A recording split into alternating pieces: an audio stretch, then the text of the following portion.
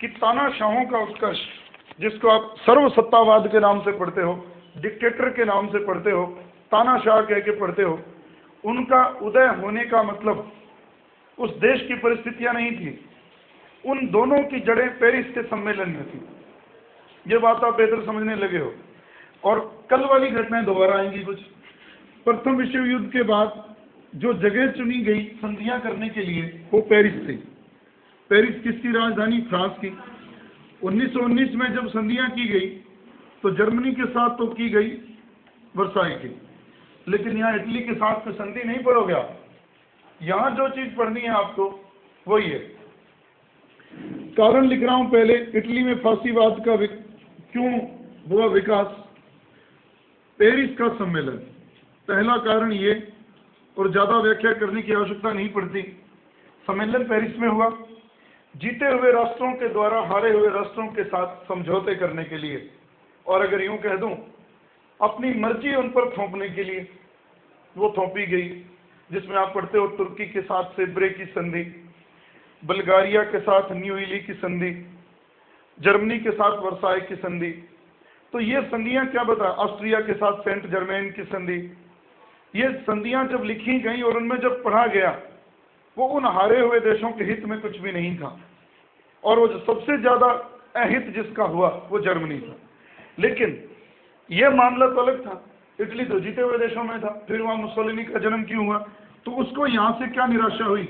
और मैंने वहां अपनी उस क्लास में एक बात कही थी, 23 मई 1915 को जब इटली प्रथम विश्व युद्ध में शामिल हुआ था, कुछ लालच के वश, कुछ स्वार्थों को पूरा करने के लिए, और वो स्वार्थ कुछ नाम बोले थे, ट्रेंटिनो, ट्रीस्ट, फ्यूम, अल्बानिया, ये कुछ बंदरगाह मांग रहा था। और विल्सन ने हाँ कर दी। लंदन में समझौता हुआ कि आपको युद्ध के बाद ये मिल जाएगा, लेकिन युद्ध खत्म हो गया, विल्सन मुकर गया, और उसको जो मिले छोटे छोटे 2 टापू, छोटे छोटे 2 बंदरगाह। अब केवल इससे वो निराश हो गए। तब सवाल यह कि इटली को यूं लगा कि इटली के लोग कहते थे कि इटली ने युद्ध में विजय तो प्राप्त की, लेकिन शांति को खो दिया। शांति को कैसे खो दिया? कितने लोग मर गए उसके, कितना नुकसान हुआ, वो भी बात करेंगे। और उसके बदले में जो मिला वो पर्याप्त नहीं था।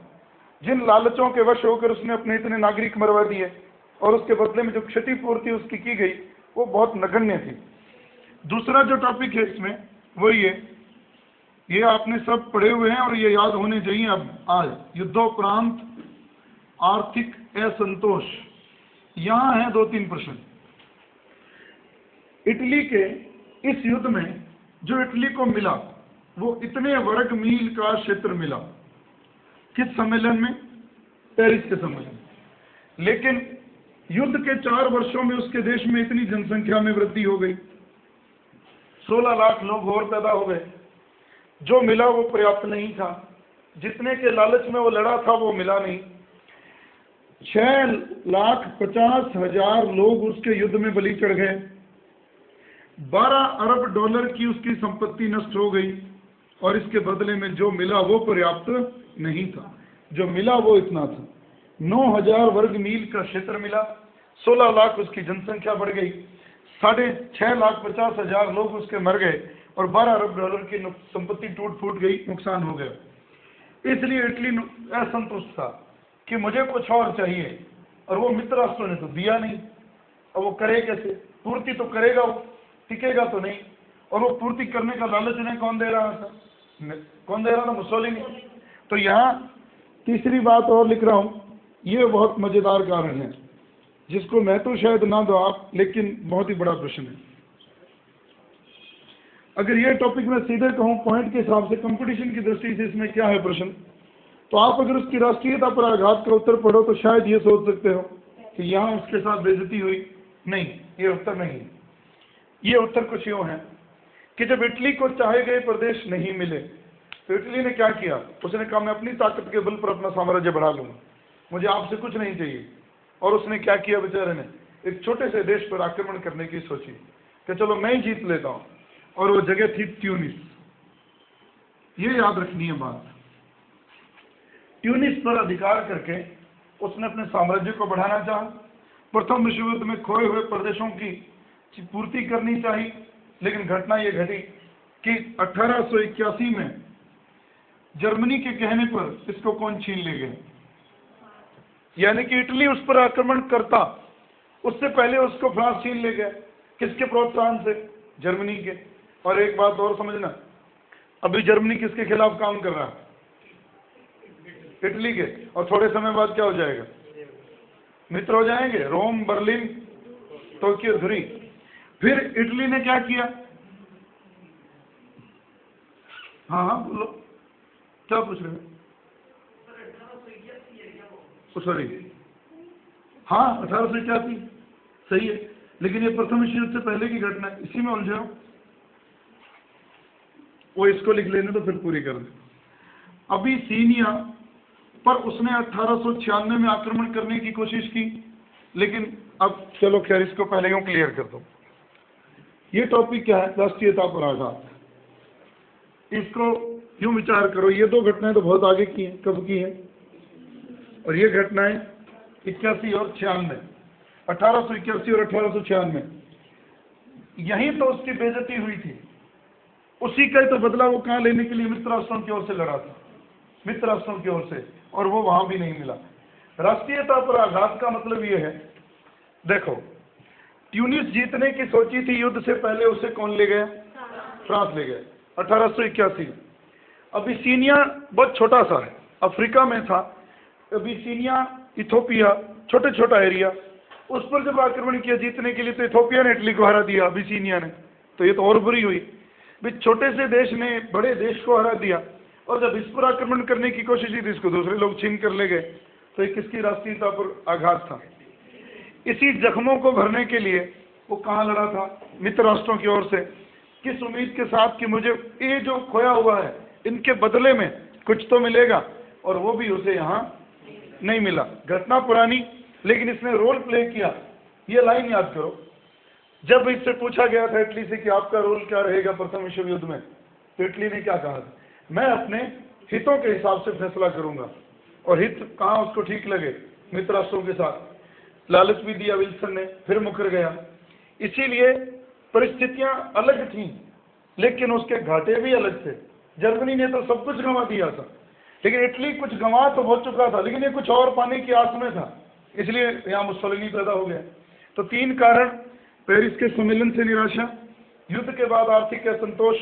वो क्या पढ़ोगे इसमें? 9000 वर्ग मील का क्षेत्र मिला, 16 लाख जनसंख्या बढ़ गई, 12 अरब डॉलर की संपत्ति नुकसान हो गया, 6,50,000 लोग युद्ध में मर गए। उसके बदले में जो मिला वो कुछ भी नहीं था। अब यहाँ ये युद्ध के घटनाएं, उससे पहले 2 घटनाएं घटी, उनका बदला लेने के लिए लड़ा, वो भी रह गई, पूरी नहीं हुई।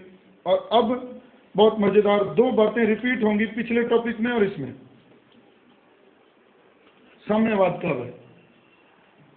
कल बात कर चुके हैं। साम्यवाद कहाँ से आ रहा था? रूस से। और साम्यवाद विरोधी किसके हैं?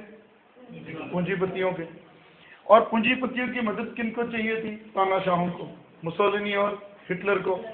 तो वो ना चाहते हुए भी साम्यवाद का क्या कर रहे हैं? विरोध। क्योंकि किसका समर्थन लेने के लिए? पूंजीपतियों का, उनको चंदा चाहिए। इसलिए ये 2 देश साम्यवाद के खिलाफ ढाल बनकर खड़े हो गए। और इस ढाल का उपयोग कौन कर गया? इंग्लैंड भी कर गया। कल ये बात की है ना, इंग्लैंड एक पूंजीपति देश है, साम्यवाद के वो भी खिलाफ है। और साम्यवाद के खिलाफ कौन खड़े थे? हिटलर और मुसोलिनी। तो उनने चाहकर भी उन दोनों को दबाया नहीं, क्योंकि वो काम किसका कर रहे थे? इंग्लैंड का कर रहे थे। इसलिए इंग्लैंड की तुष्टीकरण की नीति यही तो है, जो आगे अगले टॉपिक में पढ़ेंगे। तो साम्यवाद का है। और एक बहुत बड़ा नाम, हीगल के सिद्धांत। आपको एक थीम जानिए, हीगल कहता क्या है, बस और कुछ नहीं। मुसोलिनी ने इसको मुद्दा बना लिया। हीगल के सिद्धांत, वो कहता है राज्य ही सब कुछ है, राज्य से परे मनुष्य नाम की कोई सत्ता नहीं है। मनुष्य को जो अधिकार मिलते हैं, जो शक्तियां मिलती हैं, सारी कहां से मिलती हैं? राज्य से। यानी कि वो क्या कर रहा है? व्यक्ति को राज्य के अधीन कर रहा है, पूरी तरह से उसको नीचे डाल रहा है। और इसी चीजों को फिर मुद्दा बना लिया मुसोलिनी जैसे लोगों ने। वो भी क्या कहता था? राज्य सर्वोपरि है, यानी कि फैसला लेने की ताकत अकेले एक आदमी को है, ना कि गणतंत्र को, लोकतंत्र को। वो इसके सिद्धांत के आधार पर विद्रोह किसका कर रहा था? विरोध किसका कर रहा था? गणतंत्रों का। और ये भी याद रखना, इटली में भी गणतंत्र था इस समय, जिस समय दूसरा विश्व युद्ध खत्म और पहला विश्व युद्ध खत्म हुआ। तो हिगल के सिद्धांत लोगों को उद्वेलित कर रहे थे, और वो एक आदमी की सत्ता के नीचे आने को तैयार थे, क्योंकि हिगल कहता है कि राज्य से परे मनुष्य की कोई स्वतंत्र सत्ता नहीं है, वो राज्य के अधीन कर रहा है उसे। और एक कारण तो सीधा सा ऊपरी है, मुसोलिनी का कुशल व्यक्तित्व।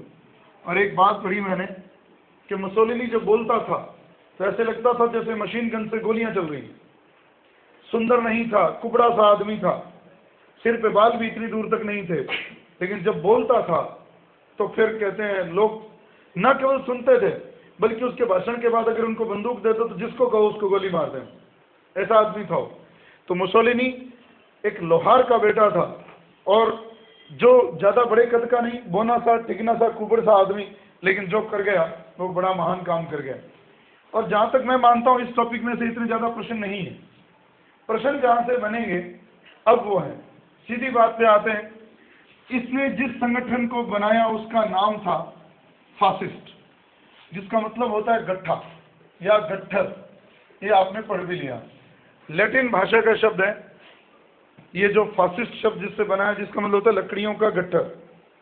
अब एक सवाल हो, उसके इस दल में कौन लोग थे? रिटायर्ड सैनिक जो बेरोजगार थे, लड़ने का अनुभव उनको था, लेकिन अब उनके पास पैसा नहीं था, नौकरी नहीं थी, वो इसमें जुड़ गए।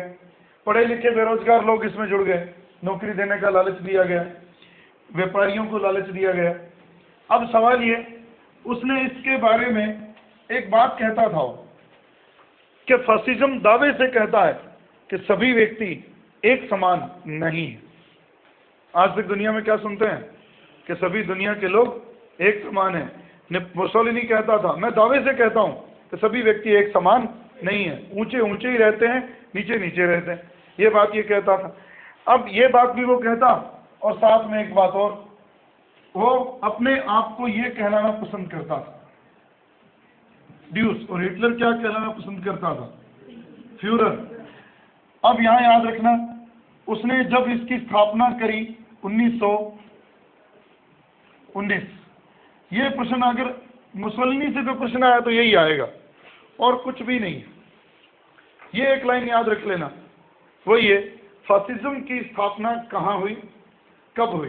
सन पूछेगा वो, यहां सन पूछ सकता है, क्योंकि मुसोलिनी से और प्रश्न नहीं देखा मैंने पिछले काफी अरसे से। 23 मार्च 1919 को मिलान, इटली के मिलान नगर में उसने फासिज्म दल, फासिस्ट दल, फांसीवादी दल की स्थापना की। और जब उसने इसकी स्थापना करी और उस दिन अपने साथियों से एक बात कह दी, 3 नारे दिए, परमात्मा में विश्वास रखो, आदेशों का पालन करो और इटली के लिए संघर्ष करो। ये 3 शब्द, और परमात्मा में विश्वास, आदेशों का पालन और संघर्ष, इटली के लिए संघर्ष करो। और फिर आगे उसने बात एक और कही, अगर मैं आगे बढ़ता हूं तो मेरा अनुसरण करो, और अगर मैं पीछे हटता हूं तो मुझे गोली मार दो। बड़े सीधे सीधे शब्द थे इसके, कोई उसमें उलझन नहीं थी कि अगर मैं आगे बढ़ता हूं तो वो कहता कुछ यूं था, यूं बोलता था, तुम खतरनाक बनकर जीवन जियो, सीधे बनकर नहीं, और उस खतरनाक बनकर जीवन जीने में अगर मैं भी आपको रोकूं तो मुझे भी गोली मार दो। अगर मैं आगे बढ़ूं तो मेरा अनुसरण करो, और अगर मैं वापस हटूं तो मुझे गोली मार दो।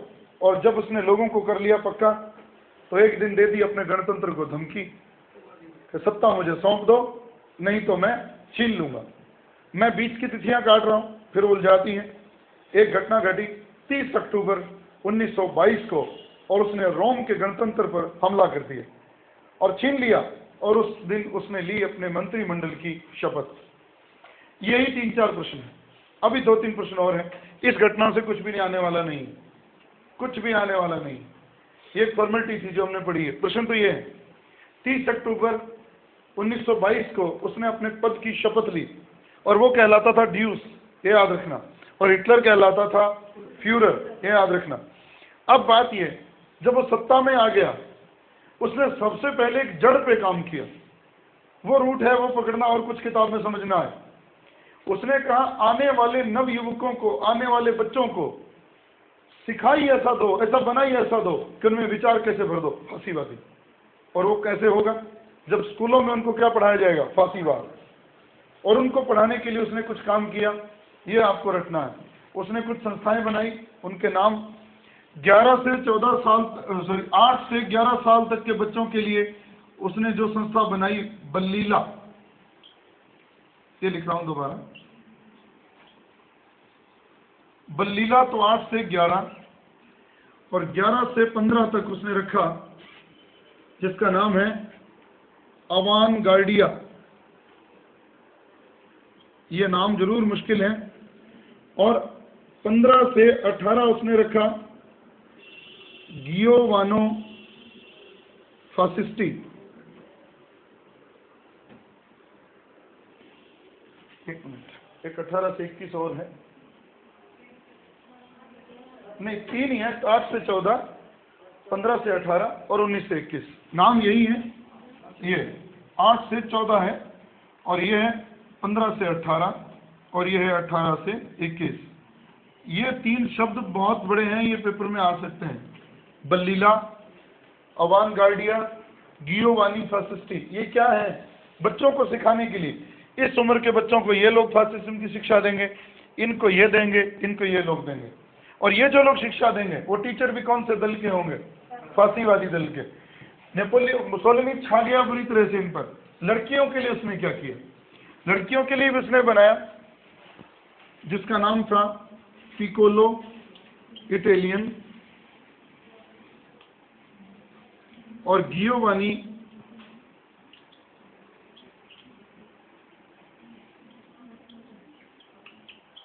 ये नाम आपको याद तो करने होंगे, अब मुश्किल तो है आपके इलाज क्या? हाँ, आतंकवादी बना रहा था। क्या इलाज? पिकोलो इटालियन, गियोवानी इटालियन, ये 2 नाम। और इसके अलावा अगर कुछ समझ में ना भी आए तो ये रट लेना, पेपर में मुसोलिनी से कारणों से प्रश्न नहीं है। ये तो वही शिक्षा में सुधार। एक काम उसने और किया, सिर्फ नाम आएगा उसका, अंदर बात शर्त तो मैं बता दूंगा। 11 फरवरी 1929 को उसने वेटिकन चर्च के पादरियों से लेटर्न नाम की जगह पर एक समझौता किया, जिसको इस समझौते के नाम से जाना जाता है, लेटर्न समझौता। ये प्रश्न बहुत बड़ा है। लेटर्न समझौता किन के बीच में हुआ? मुसोलिनी और चर्च के बीच में। किससे संबंधित है? इटली से संबंधित है। किससे संबंधित है? धर्म से संबंधित है। हुआ 1929 में वेटिकन चर्च में, लेटर्न नाम की जगह पर वेटिकन चर्च के पादरियों से लेटर्न समझौता। और इसके बारे में वही पुरानी बातें हैं। किसके अधीन कर दिया गया पादरियों को? फासिज्म के। बस इतनी बात याद रखिए। ये प्रश्न थोड़े मुश्किल जरूर, एक ये प्रश्न और एक ये एक व्यक्ति, ये 2-3 बातें याद रखनी है। और ये घटनाएं 2 युद्ध से जो पहले घटी, देखिए ये तो बहुत ही बड़ा प्रश्न है। 11 फरवरी 1929 लेटर्न समझौता पोप के साथ। पोप भी कहाँ था? इटली में ही तो था। पिकोलो इटालियन, गियोवानी इटालियन लड़कियों के लिए, बल्लीला, अवान गार्डिया, गियोवानी फासिस्टी लड़कों के लिए। उम्र नहीं पूछेगा वो, बड़ी उम्मीद है, वो यूं नहीं लिखेगा 8 से 14, वो इनसे अलग कर सकता है, 3 नाम देकर एक अलग पूछ सकता है। और ये आता है, ये कचरा भी बहुत कम, ये प्रश्न है, स्टैंडर्ड का प्रश्न यही है। और एक सीधा उत्तर। उसने काम और नया किया, अगर एक लाइन में लिखूं जिनको समझना आए तो ये जान लेना, उसने शासन चलाने के लिए ये बनाया, सिंडिकेट व्यवस्था। ये क्या था? किसी भी काम को करने के लिए कोई सीधे उत्तरदायी किसके प्रति रहेंगे? जो लोग काम करेंगे मुसोलिनी के प्रति।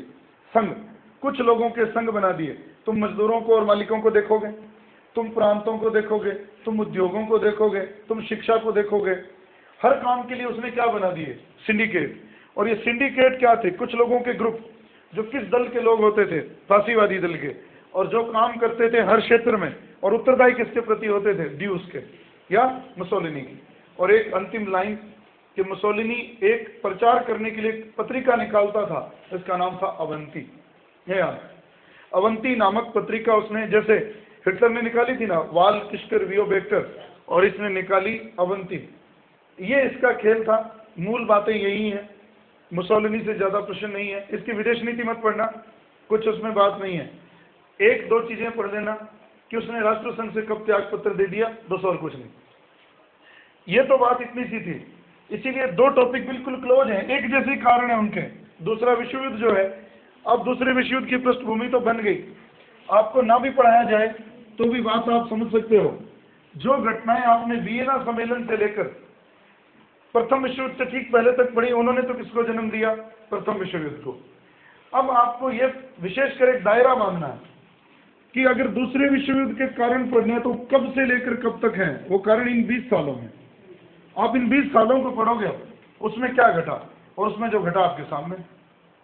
चलो पहला टॉपिक ये रहा, आप यूं लिखिए, और जिसको अब ज्यादा बोलने की जरूरत नहीं, सिर्फ आपसे वर्साय की संधि, कुछ है बोलने की जरूरत इस पर? कितना कुछ बोल चुके हैं हम। अल्सास और लारेन के प्रदेश, सार घाटी, अनिवार्य सैनिक सेवा, पनडुब्बियां सब बंद कर दी गई और 30 करोड़ पाउंड की क्षतिपूर्ति लाद दी गई। नहीं दोगे तो आप पर आक्रमण हो जाएगा।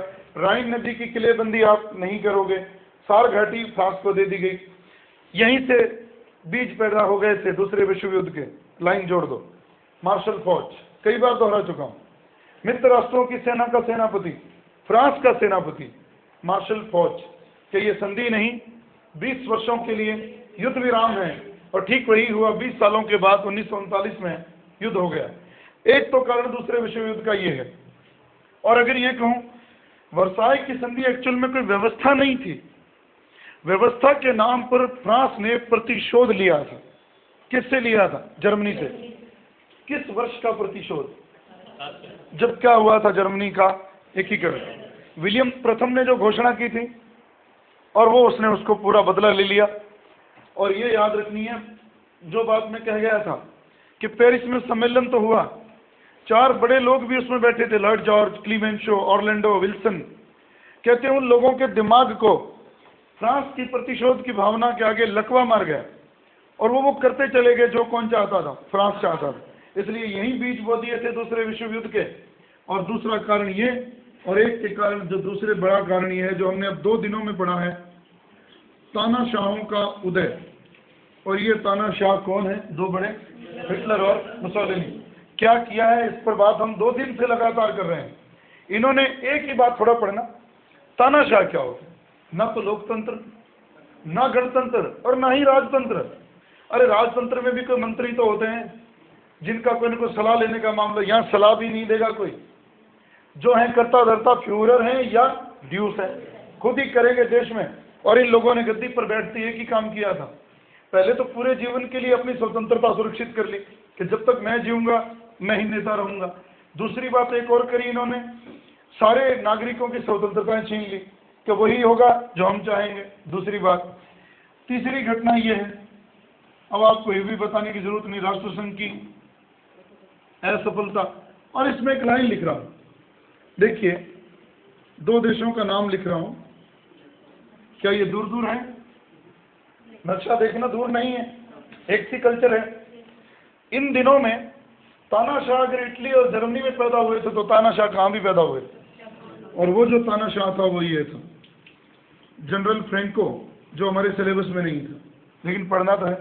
लेकिन थोड़ा ध्यान रखना, यहाँ तानाशाह थे, यहाँ सैन्यवाद था।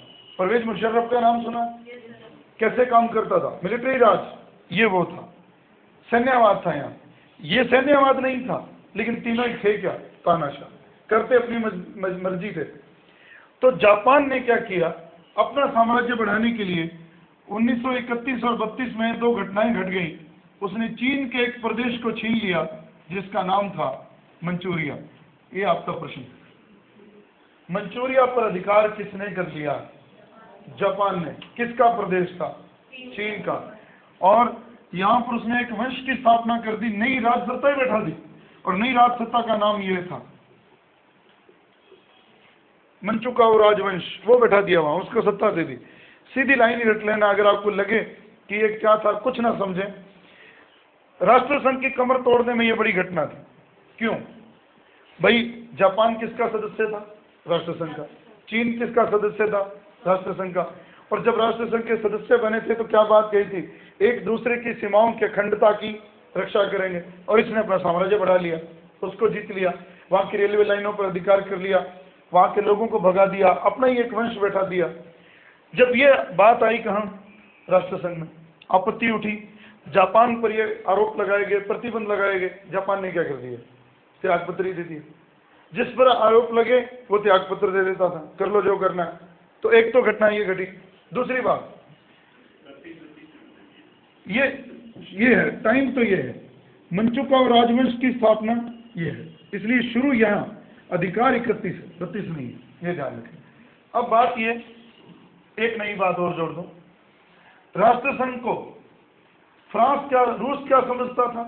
रूस और फ्रांस की बनती नहीं थी, क्योंकि रूस साम्यवादी था, बनती उससे इंग्लैंड की भी नहीं थी। तो रूस तो समझता था कि राष्ट्रसंघ मित्र राष्ट्रों ने सिर्फ छोटे देशों से बदला लेने के लिए बनाया, अपनी मर्जी करने के लिए बनाया। वो नाराज हो गए। और एक बहुत बड़ी घटना, कि ये घटनाएं तो चल रही थी, इन्हीं दिनों में आपको याद हो जर्मनी ने भी ऑस्ट्रिया पर अधिकार कर लिया था और राष्ट्रसंघ कुछ भी नहीं कर सका। फ्रांस राष्ट्रसंघ को क्या साधन मानता था? क्षतिपूर्ति की राशि पूरी करवाने का। अगर जर्मनी पैसों की किस्त ना चुकाए तो मैं कहाँ अपील करूं? राष्ट्रसंघ। यानी कि राष्ट्रसंघ तो लोगों का मोहरा बनकर रह गया और विल्सन खुद इसका सदस्य बना ही नहीं। जिसने इसको बनाने की सलाह दी थी अपने 14वीं लाइन में, 14वें सूत्र में, उसने कहा था कि अंतर्राष्ट्रीय संस्था होनी चाहिए, बन गई और खुद उससे जुड़ा ही नहीं। इसलिए जब जब किसी देश की नाजायज किए गए काम पर जब इसने प्रतिबंध लगाने की कोशिश की तो उन लोगों ने इसकी सदस्यता से ही त्यागपत्र दे दिया और ये कुछ भी नहीं कर पाया। जो मैं अक्सर कहता हूँ, जांच आयोग बैठाने के अलावा ये कुछ भी नहीं कर सका। तो ये 3 कारण, वर्साई की संधि, तानाशाहों का उत्कर्ष, राष्ट्रसंघ की असफलता, और एक ही टॉपिक लिखूंगा बाकी छोटे मोटे कारणों के, तुष्टीकरण की नीति की असफलता। अब समझ गए तुष्टीकरण की नीति क्या थी? साम्यवाद कहाँ से आ रहा था? रूस से। रूस से साम्यवाद फैल कहाँ आ रहा था? जर्मनी और इटली की तरफ आ रहा था, और वो ना बढ़ जाए कहाँ तक? इंग्लैंड तक। ये इंग्लैंड से आता था। इसलिए उसने किन 2 देशों को बनाए रखा? इटली और विशेषकर जर्मनी। क्योंकि जर्मनी में जब व्यवस्थाएं की गई थी वर्साई की संधि की, तो ये बात कही गई थी, अगर ये संधि की कोई भी शर्त तोड़ दे तो इस पर मित्र राष्ट्रों की सेना मिलकर क्या कर दे? आक्रमण। वो नहीं किया गया, क्योंकि जर्मनी भी किसका विरोध कर रहा था? साम्यवाद का। समान उद्देश्य थे, इसलिए इंग्लैंड ने उसको पनपने दिया, लेकिन ताकतवर तो होने दिया, इतना नहीं कि वो मेरे बराबर खड़ा हो जाए। इसको कहते हैं तुष्टीकरण की नीति, पॉलिसी ऑफ अपीसमेंट। ये कारण ही बहुत है आपको पढ़ने के लिए। कारण 2-3 और भी हैं। राष्ट्रीयता की भावना बहुत बढ़ गई, हर देश अपने देश के लिए मर पिटना चाहता था। ये तो दोनों युद्धों में काम आ जाएगी बात, लेकिन ये पर्याप्त है 3 कारण। दूसरे विश्व युद्ध के कारणों में प्रश्न नहीं है, कारण मैंने आपको पहले दे दिए। घर जाकर जब युद्ध शुरू हो जाएगा उसके बाद 3-4 कारण हैं, वो पढ़ने हैं आपको कि कौन कौन कब इस युद्ध में शामिल हुआ, और यहाँ यही कारण है। दोबारा बता दूं, यहाँ इसके साथ जुड़ जाएंगे बहुत से कारण, एक में फिक्स किए हुए हैं। वर्साई की संधि, तानाशाहों का उत्कर्ष, राष्ट्रसंघ की असफलता, तुष्टीकरण की नीति, और तात्कालिक कारण आप सब जानते हो। जर्मनी ने किस पर आक्रमण कर दिया था 1 सितंबर 1939 को? पोलैंड पर। क्यों भाई? क्योंकि पोलैंड किससे अलग किया गया था? जर्मनी से। वो उसे पाना चाहता था। और क्यों? अब वो आक्रमण क्यों किया? रुका क्यों नहीं वो आक्रमण? उसने ऑस्ट्रिया पर अधिकार कर लिया, कोई कुछ नहीं कर पाया। उसने चेकोस्लोवाकिया का सुडेटनलैंड हड़प लिया, कोई कुछ नहीं कर पाया। तो वो उत्साहित हो गया कि मैं ये भी जीत लूंगा, कौन क्या करेगा। जब उसने पोलैंड पर आक्रमण किया तो फिर अब ये बस थी, और अब सबसे पहले जो इसके खिलाफ खड़ा हुआ 3 तारीख को इंग्लैंड। तो जब 1 सितंबर को पोलैंड पर इसने आक्रमण किया तो 3 सितंबर को उसका जवाब दिया इंग्लैंड ने। इसलिए यहाँ ध्यान रखना, विश्व युद्ध की शुरुआत, विश्वव्यापी युद्ध की शुरुआत, थोड़ा फर्क है शब्दों में। विश्व युद्ध का प्रारंभ 1 सितंबर से है, जर्मनी के द्वारा पोलैंड पर आक्रमण कर देने से, लेकिन विश्वव्यापी युद्ध की शुरुआत 3 तारीख से हुई। ये याद रखना। कुछ 1-2 बातें हैं जिन पे आप जाके थोड़ा ध्यान देना, जैसे निशस्त्रीकरण के प्रयास असफल हो गए। ये मैंने आपको शुरू करते ही कहा था। 2 निशस्त्रीकरण के बड़े बड़े प्रयास हुए थे। एक 1921 में वाशिंगटन में, जगह का नाम याद रखना जहाँ हुआ, और यहाँ एक लाइन और, सबसे पहला निशस्त्रीकरण का प्रयास वाशिंगटन में हुआ 1921 में। लेकिन वो किस निशस्त्रीकरण की बात कर रहा था? पानी की सेना की, नौसेना की बात कर रहा था। तो ये ध्यान रखना, जल सेना से संबंधित समझौते करने के लिए वाशिंगटन में सम्मेलन हुआ, फेल हो गया। 1932 में जेनेवा में हुआ, वो परमाणु भार के हिसाब से कम करने के लिए, परमाणु हथियारों को कम करने के लिए, वो भी फेल हो गए। और कारण बता चुका हूं। जर्मनी क्या कहता था, आप प्रतिशत के हिसाब से क्या करते हो, कम नहीं करते, आप कम करते हो संख्या के हिसाब से। उससे क्या होता है, मेरा तो बिल्कुल ही सत्यानाश हो जाएगा, आप फिर भी ताकतवर बने रहोगे। जैसे मान लो, मैंने उस दिन बात की थी, जर्मनी के पास सारे 100 हैं और उसके पास 1000 है, तो कहते जी मैं 50% कम करूंगा, तो इसके तो 50 गए, इसके पास फिर भी क्या बचे, 500 बच गए। तो 500 और 50 का क्या मुकाबला है, उसकी कमर बिल्कुल ही टूट रही है, उसके कम फर्क पड़ रहा है। तो ये इस तरीके की कूटनीति की वजह से निशस्त्रीकरण के प्रयास सारे ही असफल हो गए और दुनिया फिर से दूसरे विश्व युद्ध के किनारे खड़ी हो गई। ये लास्ट 2 टॉपिक ये सीधे समय खराब करने के नहीं है। और अब एक बात और, राष्ट्र संघ और संयुक्त राष्ट्र संघ जो 2 टॉपिक हैं, आप पहले तो ये बताओ, मैं रोज पूछ लेता हूँ, आप लोग कोई आगे पढ़ते भी हो कि नहीं इसको?